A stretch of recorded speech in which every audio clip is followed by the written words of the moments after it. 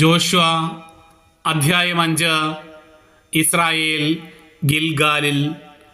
Israel ജനത്തിന് അക്കരെ കടക്കാൻ വേണ്ടി കർത്താവ് ജോർദാനിലെ ജലം വറ്റിച്ചു കളഞ്ഞെന്ന് കേട്ടപ്പോൾ അതിൻ്റെ പടിഞ്ഞാറേ കരയിലുള്ള അമോര്യ രാജാക്കന്മാരും സമുദ്രതീരത്തുള്ള കാനാന്യ രാജാക്കന്മാരും അവരെ ഭയപ്പെട്ട് ചഞ്ചലചിത്തരായി.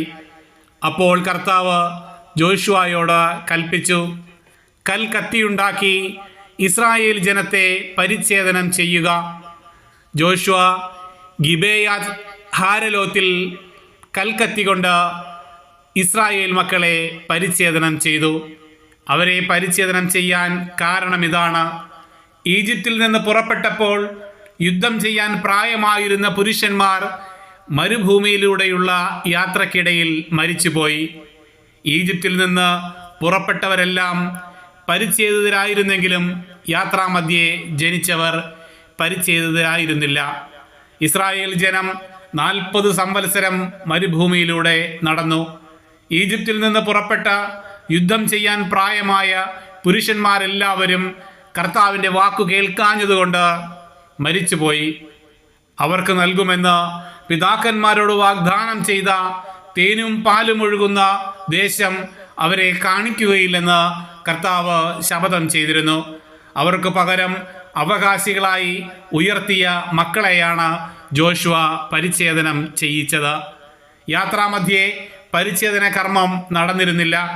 പരിച്ഛേദനം കഴിഞ്ഞവർ സൗഖ്യം പ്രാപിക്കുന്നതുവരെ അവർ പാളയത്തിൽ തന്നെ താമസിച്ചു.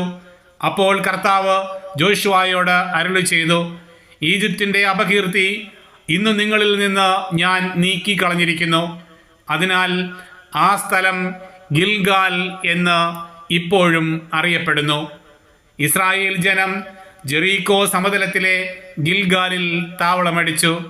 ആ മാസം 14-ാം ദിവസം വൈകുന്നേരം അവർ അവിടെ പെസഹ ആഘോഷിച്ചു.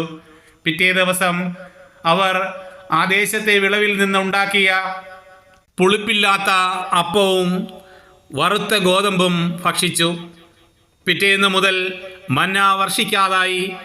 ഇസ്രായേൽ ജനത്തിന് പിന്നീട് മന്ന ലഭിച്ചില്ല. അവർ ആ വർഷം മുതൽ കാനാൻ ദേശത്തെ ഫലങ്ങൾ കൊണ്ട് ഉപജീവനം നടത്തി.